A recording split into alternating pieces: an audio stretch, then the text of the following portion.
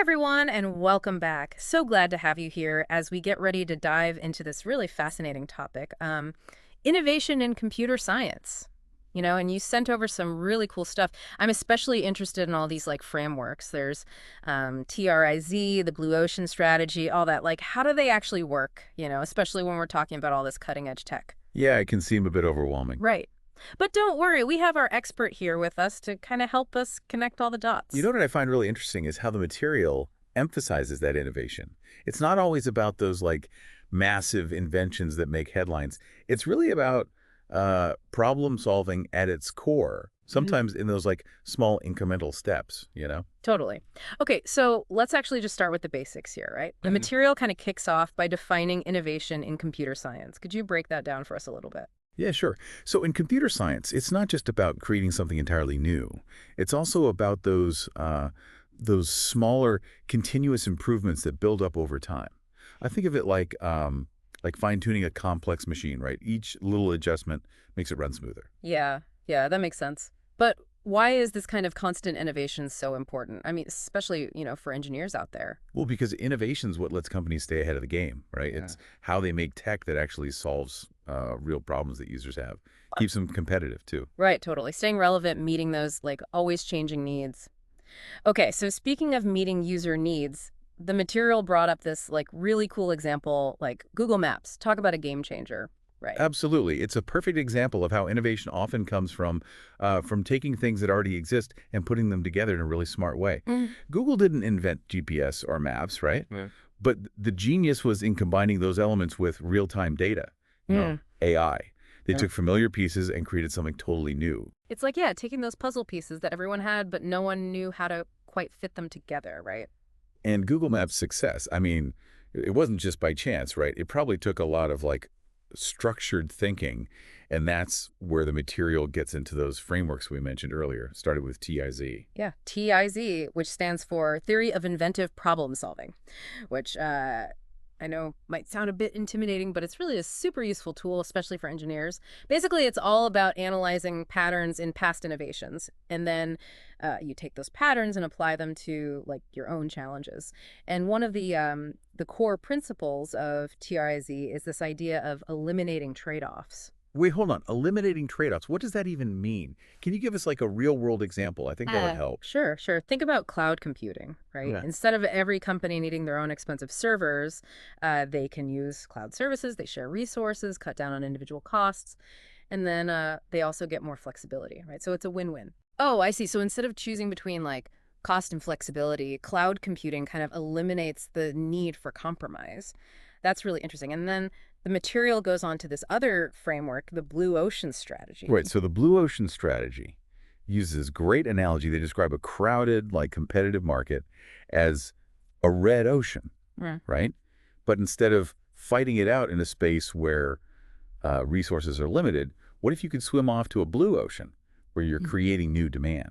I love that analogy. It's such a like vivid picture. So how does a company actually create that blue ocean? Well, it's all about understanding those user needs that aren't being met, and then offering something unique, right? It really ties into that user-centered design approach, which is like a key theme throughout the material. Yeah, totally. It's about understanding what users actually want and need and building a solution around that, right? And if we're talking blue ocean, I mean, Netflix is a perfect example, right? They totally disrupted the entire entertainment industry. Exactly. They realized that people wanted more control over what they watched, when they watched it. And their on-demand streaming service, I mean, that was a completely new concept, and it basically created its own market, its own blue ocean, you could say. Yeah, totally. And speaking of new concepts, the material gets into how these frameworks can actually be used with, all these emerging technologies like AI, which is like super cool, almost like future-proofing that innovation process. Exactly. We can actually think about how AI can be integrated into like each stage of the design thinking process. For example, in the empathy stage, where you're trying to really understand your user. Imagine using AI-powered sentiment analysis to get like deeper insights from customer feedback. Okay, so sentiment analysis. For those of us who might not be totally familiar, can you break that down a little bit? What is it and how does AI play a role? Sure. Sentiment analysis is basically identifying and understanding the emotional tone behind text. So is it positive, negative, neutral. And AI takes this to a whole new level because it can automate the whole thing and analyze massive amounts of data so you can like identify trends and patterns in, how users feel. So instead of like manually reading through tons of customer reviews, AI can pinpoint the overall sentiment, right? Yeah. And help you understand what users are really thinking and feeling. That's powerful.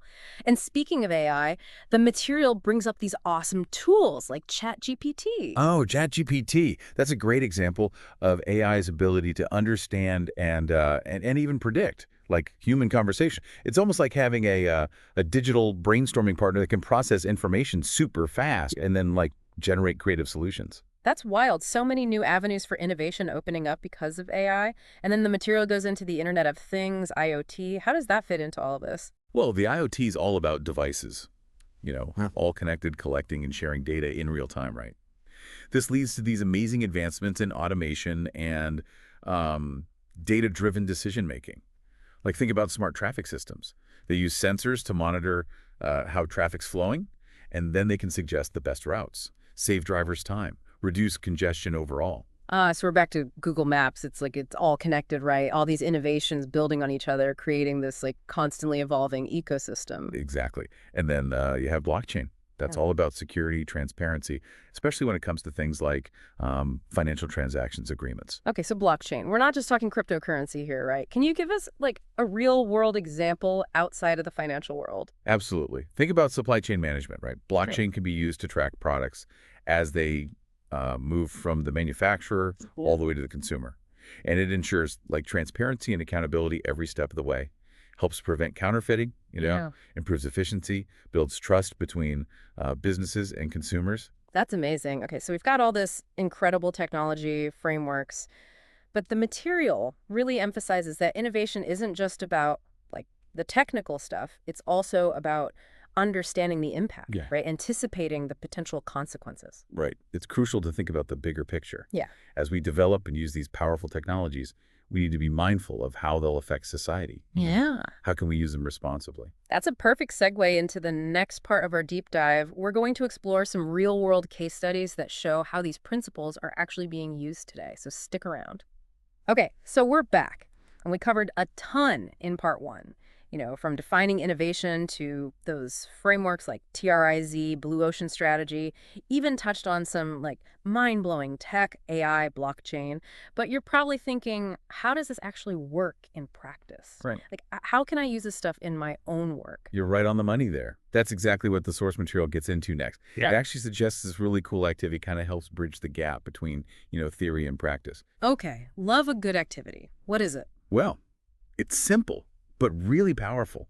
Think about a piece of software, some tech product you use all the time, something you interact with like almost every day. Now put on your innovation hat, right? And think, how could I make this better? What are the pain points? What could be improved, especially for the user?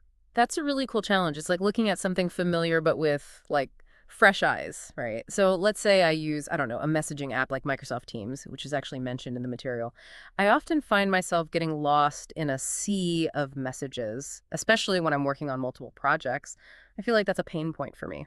Perfect. Now think how you could use those innovation frameworks to tackle that problem. Could you use AI to sort your messages automatically Mm. based on, I don't know, relevance or urgency? Could you create a more intuitive way to organize conversations? Those are some really clever ideas. So it's about taking a step back, identifying the problem, and then brainstorming solutions, right? Using those frameworks as our guide. It's like having a toolkit for innovation, basically. Precisely. And remember, innovation doesn't always have to be this huge disruptive change. Sometimes just a small tweak can make a huge difference for the user. It's all about iteration, testing, and refining. Right. It's like that whole fail fast, learn fast approach, constantly improving and adapting based on the feedback you're getting. It reminds me of like the whole agile approach to software development. Exactly.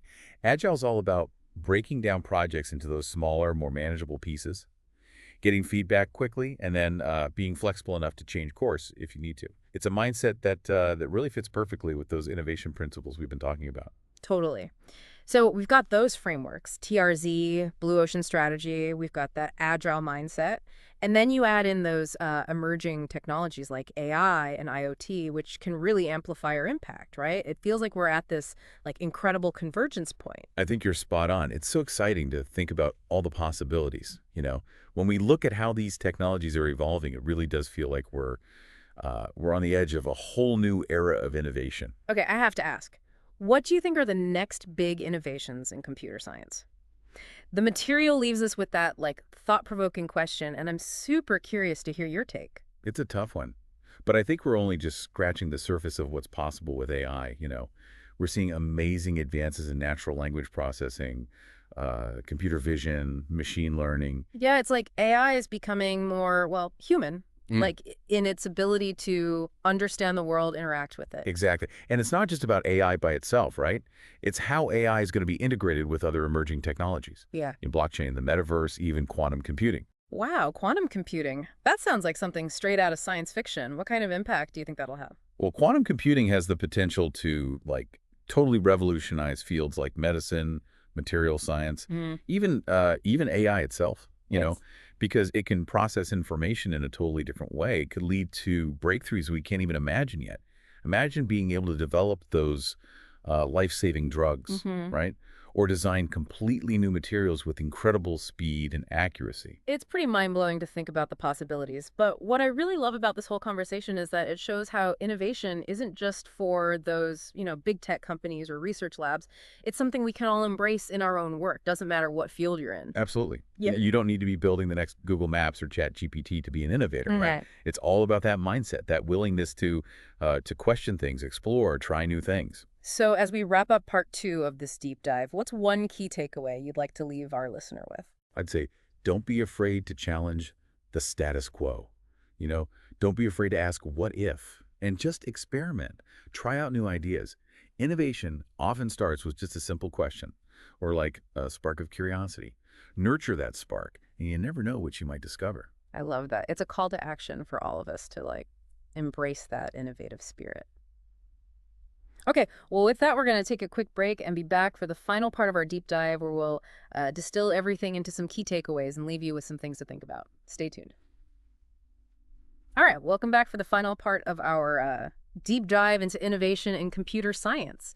It feels like we've been on this incredible journey exploring like all these different ideas, right? From the core principles of innovation to the just crazy potential of, emerging technologies. Yeah, it's been a wild ride for Yeah. sure. And as we wrap things up here, I think it's really important to distill all this information into some like key takeaways, things you can actually use, you know. Totally. Let's bring it all together. What are some of the most important insights that our listener can take away from today? Well, I think the biggest one is that innovation is really more of a mindset, not just a set of, Mhm. tools or frameworks. It's about being curious, Yeah. challenging those assumptions we all have, and constantly looking for ways to like improve things no matter how small. It's about embracing that like growth mindset, Yes. right? Believing that we can always learn, always evolve, being open to new ideas and willing to kind of step outside our comfort zones. Exactly. And along with that mindset, it's important to remember that innovation is often, well, it's an iterative process. It's about experimenting, testing things out, and then, refining our ideas based on the feedback we get. Don't be afraid to, like, fail. Some of the biggest breakthroughs came from people, learning from those mistakes. That's so true. And the research also really highlighted the importance of user-centered design, right? It's not enough to just build cool technology just for the sake of it. We got to make sure it actually solves real problems, Mm, meets the needs of the people who are actually going to be using it. 100%. Remember that challenge we talked about earlier? Taking a familiar piece of software and thinking about how you could make it better? That's basically user-centered design in action. It's like putting yourself in the user's shoes, Yeah. right? Really trying to understand their needs, their pain points.